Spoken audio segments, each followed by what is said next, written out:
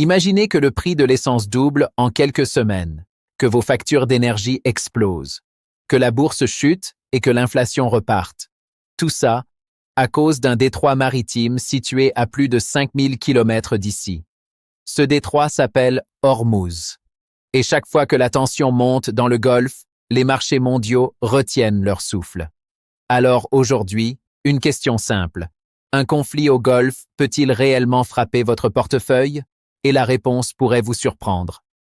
Quand une crise éclate au Moyen-Orient, beaucoup pensent d'abord à la géopolitique, aux tensions militaires, aux rivalités entre États. Mais pour l'économie mondiale, le véritable enjeu est ailleurs. Il s'appelle énergie. Car une grande partie du pétrole mondial passe par une zone extrêmement étroite, le détroit d'Ormuz. Et quand cette zone est menacée, ce ne sont pas seulement les gouvernements qui s'inquiètent.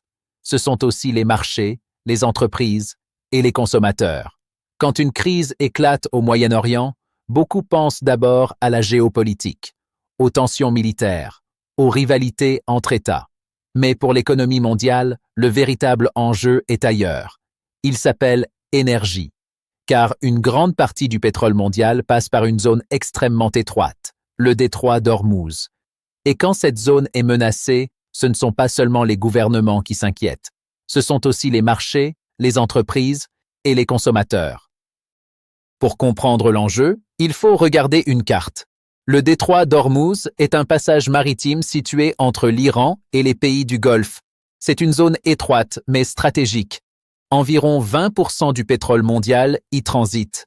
Chaque jour, des dizaines de pétroliers transportent l'énergie produite par l'Arabie saoudite, les Émirats arabes unis, le Koweït, l'Irak, le Qatar vers l'Europe, l'Asie et le reste du monde.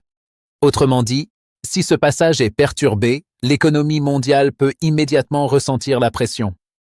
Dès qu'un conflit éclate dans la région, les marchés réagissent, pas forcément parce que les flux de pétrole sont déjà bloqués, mais parce que les investisseurs anticipent un risque. Et sur les marchés, l'anticipation est souvent aussi importante que la réalité. Lors des récentes tensions impliquant l'Iran et les États-Unis, les prix du pétrole ont déjà montré des signes de volatilité. Les investisseurs craignent plusieurs scénarios, des attaques contre des pétroliers, une fermeture partielle du détroit ou une escalade militaire régionale. Chaque frappe militaire, chaque déclaration politique peut provoquer des réactions immédiates sur les marchés énergétiques. Le scénario le plus redouté est simple, une perturbation majeure du trafic maritime dans le Golfe. Si les pétroliers ne peuvent plus circuler normalement, l'offre mondiale de pétrole se réduit. Et quand l'offre baisse, les prix montent. L'histoire l'a déjà montré. Lors des chocs pétroliers des années 1970, les tensions au Moyen-Orient avaient provoqué une flambée des prix de l'énergie et une crise économique mondiale. Aujourd'hui, l'économie mondiale reste très dépendante des hydrocarbures. Même si les énergies renouvelables progressent, le pétrole reste central pour les transports, l'industrie, la logistique mondiale. Une hausse rapide du pétrole se diffuse rapidement dans toute l'économie. Mais concrètement, comment un conflit dans le Golfe peut-il toucher votre vie quotidienne? La réponse passe par plusieurs canaux économiques. Les prix à la pompe. Le premier impact est souvent visible immédiatement. Le prix de l'essence. Quand le baril augmente, les carburants suivent généralement. L'inflation. L'énergie est un coût central pour les entreprises. Si l'énergie devient plus chère, les coûts de production augmentent. Et ces coûts peuvent se répercuter sur les prix pour les consommateurs. Les marchés financiers. Les crises géopolitiques créent aussi de l'incertitude. Et l'incertitude pousse souvent les investisseurs à vendre des actifs risqués. Cela peut entraîner des chutes temporaires sur les marchés financiers. La croissance économique. Enfin, si les prix de l'énergie restent élevés trop longtemps, la croissance mondiale peut ralentir.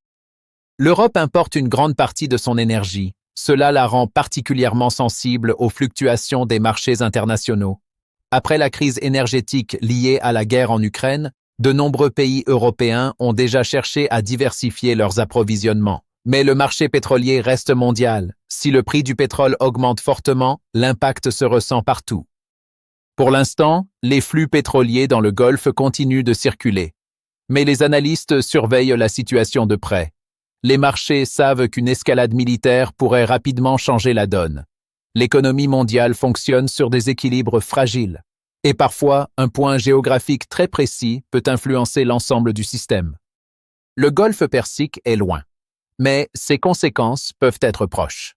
Les tensions dans cette région rappellent à quel point l'économie mondiale reste connectée. Un conflit local peut parfois déclencher des réactions en chaîne globale. Et c'est précisément pour cette raison que les marchés surveillent chaque évolution dans la région. Si cette vidéo vous a aidé à comprendre comment une crise géopolitique peut toucher votre argent, pensez à liker et à vous abonner. Et dites-moi en commentaire, pensez-vous que le monde peut vraiment faire face à une nouvelle crise énergétique? Vos réponses m'intéressent. Merci d'avoir regardé et à très bientôt pour une nouvelle analyse.